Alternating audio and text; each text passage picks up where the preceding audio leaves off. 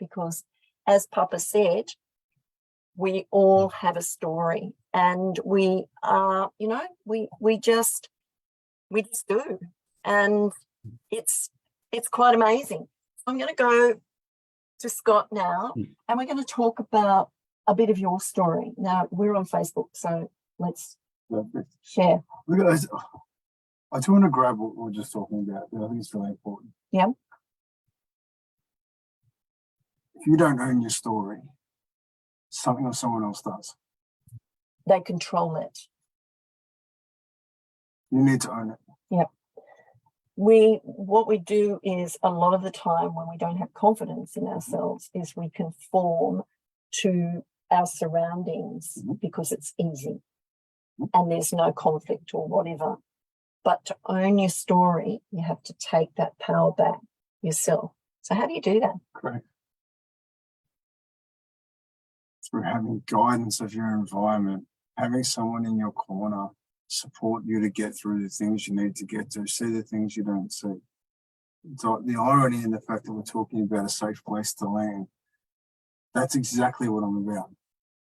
So what's a safe place to land? What do you mean by that, Scott? Yeah, brilliant. So the last 13 months, I've been working with builders across Australia. Builders. Right. So Okay. they've been under extreme pressure through all the opportunities that have been presented to them from COVID. Yeah.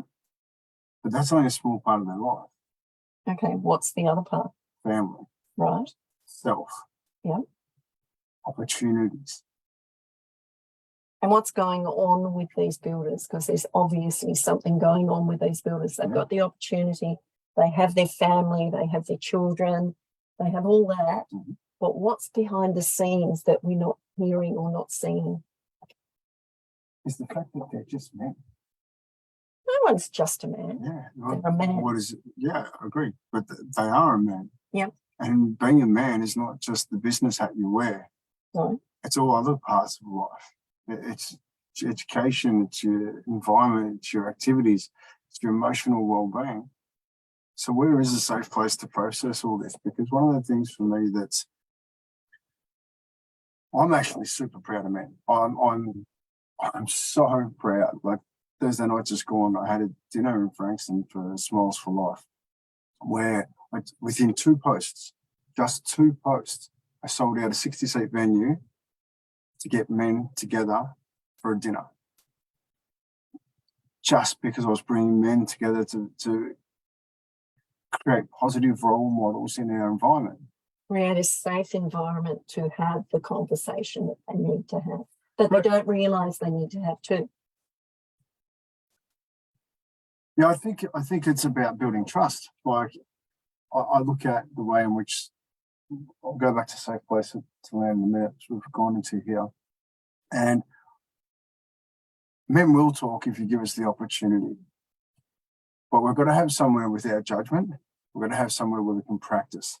Okay, it's not about getting it right. It's about having a crack at it, seeing what comes up and exploring that. One of the things that's been so fantastic for me is being a part of the Campfire Project, where I've been able to tackle huge conversations.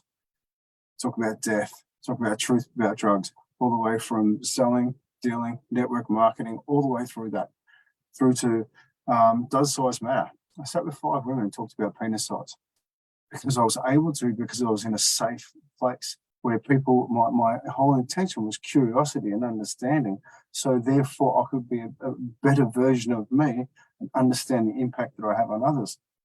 And the dinner that we had, it just felt, it was one of the most beautiful things. We had the diversity in the room was extraordinary. We had a primary principal from a primary school, an ex-principal from a high school, a minister who'd just seen the post and turned up. We had a member from VicPol PT who works with the PTSD. We had a young guy who's a power lifter, through to guys that have been down an ayahuasca path, down to guys that were just lonely and just wanted to spend some time with some people.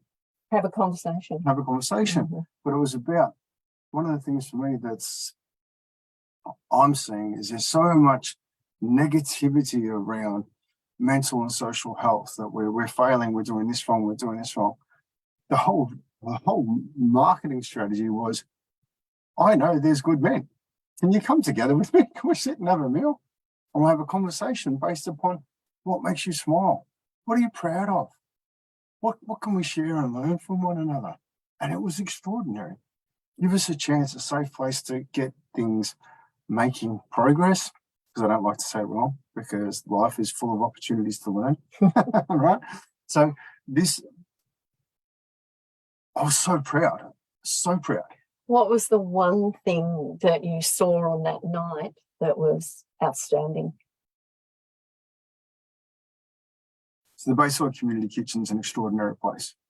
Okay, they serve over 500 meals a week now to those sleeping rough or can't afford a meal.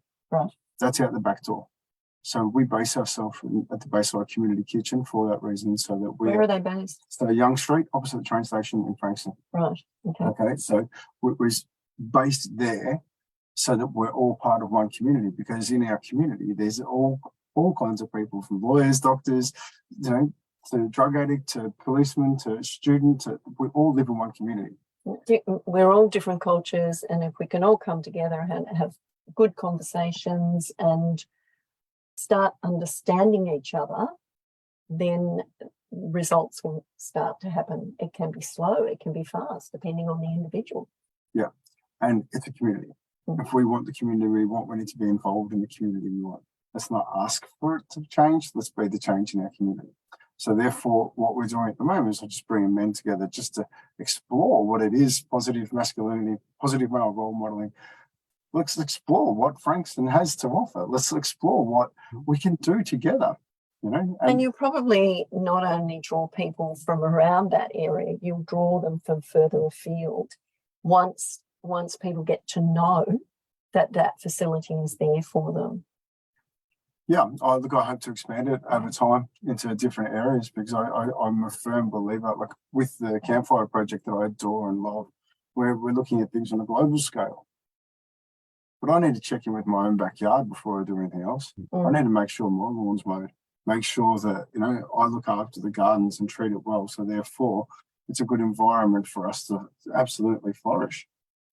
And by that, you mean the people within your realm, I suppose, make sure they're safe and they're comfortable and they're growing and feeling like they are a part of society and not just there feeling like they shouldn't be there. 100%. I work, play, invest in Frankston. Mm-hmm. Yeah. So it's really important to look after all those environments for myself, not only for me, but for my son. Because every single one of us affects one another. True. And that's the energy that creates. Like, it's not a mistake that we're sitting next door to the methadone clinic in Frankston. We're there. It's safe. Come in. Yeah. If things aren't going right, come sit down. You fall asleep at a table, you get left alone. Because you need a break. You need a break, clearly. Right. So let's take that back a step. Mm-hmm. You kick them out. And what do they do? What happens? Yeah, my wife walks past with my son. They're angry. And they take it out on somebody walking past. Yeah. Mm-hmm. And then what does that do? What does that do to our community? Fear. It creates more fear. Mm-hmm. And then they get on the local page, the notice boards, and they post about their experience. And that goes into the entire community. And we all live there, and we all work there, and we all invest there, and we all play there. So let's focus on creating positive experiences for one another. So therefore, we can live together. And I'm in my backyard. Yep. Because that's the most important environment for me right now. And I think it's something that we can all look at. How can we improve our own personal environment? Because we're all living in them. We actually are, and you can be in close-knit environments where you don't get on with people. Why? You can have a different opinion, and I love this. And I actually love the first time that we caught up in Melbourne, and we was at the Disruptors Club. And the Disruptors Club. What's the Disruptors Club? It's a network, an event group which has live events, but they also have online events. And I've been part of that. And while I was in Melbourne, it was great to be able to catch up at Christmas time and see people I've been working with online but hadn't seen face to face before. And in fact, that was the first time I actually met you too, Faye. Yeah. And Scott came along to that, and we walked around the streets. I actually chased a number of police down to have a conversation with them and give them socks. But we walked around, and Scott does a lot of this work on a regular basis, walking around, talking to people and making that connection with them, because we make safe places for people. We have a responsibility to do that. It's not a case of saying to, like if we look at the people, if they got kicked out of the that kitchen and we're out on the streets, they then behave in the way that you've just described towards other people. Haven't the people who kicked them out have been the bullies? Because they created them to go and bully other people. This is what we've got to think of. The old saying that I'm not my brother's keeper. Well, we are human beings and we are responsible for our community, and everybody in the community is part of that community. So we all have a responsibility to it. Yeah. And if you kick someone out, is it because you don't know how to deal with that person? Correct. Is it because you're feeling intimidated? Is it because you're feeling something there and not feeling comfortable, so you need to remove it so that you can get back to feeling comfortable? So when fear meets fear, it creates more fear. Yeah. Yeah. Only when you come into things with an open heart, love and curiosity, can you actually grab that fear and go, Simon, thank you. You're where you're at today. That's okay. And we meet them and we take on that curiosity so we can hold them in that safe space to get through that moment in time. And it's curiosity, isn't it? It's working with the curiosity. I'm curious. That's why I ask a lot of questions. Curious about who you are and what you do, why you do what you do, where you come from, and how you got where you are today. And it's interesting because when I was teaching in the TAFE system, I had a couple of students and they were the most disruptive students, but they were the best. They were the best students. I loved them. And, the experience I had while I was working in there was really interesting, because I met lots of different kids from different levels of life, socioeconomic life, I suppose, and emotions and all that sort of stuff. And it was really interesting. And I always remember these two in particular, which one was a female and one was a male, and one did graffiti. It was amazing. So I let him do it on the board. And he had the worst life at home. His mother was a druggie and left, and his father was an alcoholic and not to be trusted, and all these sorts of things. And he'd come to school where he felt safe, and it was quite amazing. But it was a great experience for me to see these kids who trusted me.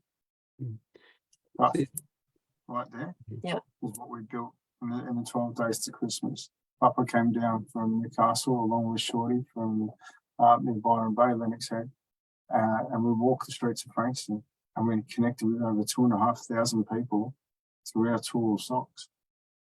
So you go, trust. Damn, we don't have those socks to show. We're on Facebook Live, so hey guys, I can do it. Beautiful. While I'm holding them up, Scott, just tell the story of the socks while I'm holding them. Yes. So those socks are our tool to connect with our communities, because it's time to reconnect. It's time to bridge that gap. The time is now, and we're doing it with a smile. Yeah. The black dots on those socks, they represent our dark days. Right. We all have them. No one's getting out of that. True. But there is more sunshine, there is dark days. Because our dark days are generally between areas. So let's talk about them. Our thoughts. And I'll add to that as well. I always say to people that, as Scott said, there's more brightness there than there are dark days. But also point out to people that the yellow also represents the support that they give other people and the support that they receive themselves. And when you're doing that, you can make sure that those black dots, those dark days, don't join up. So it comes down to that connection with other people. We were talking about, there's a system at the moment where you can go and join a group called Lunch Club. And on a Friday and a Thursday, you can book in and connect with somebody around the world just by putting your profile in. And it's an invitation thing. Everybody's happy to do that because they know the people they're meeting are people who want to connect with other people. they're not really doing business. We're getting to know about their, their life, the things that they go through. And it's nice, easy conversations. It's like going along to a party and just walking up to somebody and having a chat. What people don't realize is that it's not that big a leap to then talking to somebody in the street. I got a big wake up call many years ago. I was jumped on the train and going back towards, I'm in Sydney, and I got on a train to get back to Central. It was only a couple of stations. And then from there, jump on the country train to come back to Newcastle. When I got in on the carriage on the flat level, there's a guy in the corner, obviously off the street, with his gear around him and everything else. And everybody else were jammed in the upper and lower sections of it. Nobody else in that section. Now, I'm lazy. I didn't want to go in there and try and join the crowd and everything else. I've only got a couple of stations to go. It was only actually 2 stations. And I sat down opposite him with the long benches and we just started chatting. When we got to Central, I almost forgot to get off the train because I was too busy talking to him. The amount of knowledge he had about the legal system around politics and everything else, we got into an in-depth conversation. Now, if I hadn't just taken that opportunity, being lazy, to just sit down and go, okay, I'll just bear this for the next couple of stops, but we got in this conversation, that would have been a moment of real pure joy that I would have completely missed, and something that I would have continued to sort of stand back from those people. Everybody's got a story, and a lot of those people in that situation, the stories they got are so rich, and I can learn so much from them. And everyone has a story. Yeah, and when I'm walking along with Scott, he'll see people that I don't even notice at the time, and he'll be off and he'll go and talk to them, and then we join those conversations. While he's talking, I'll just sit back and listen to the conversation. So I'm taking it in and watching them and reading them as well, but I'm hearing the way he's connecting with them. Now, as we said, we were talking about before, when we first met each other, and he didn't have that high opinion of himself, what I see is proof of what I could see in those first moments when I first met him.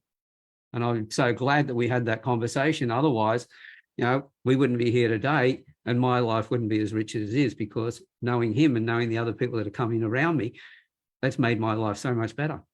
Mm. And it's interesting, isn't it? There's no such thing as, the words have gone right out of my head.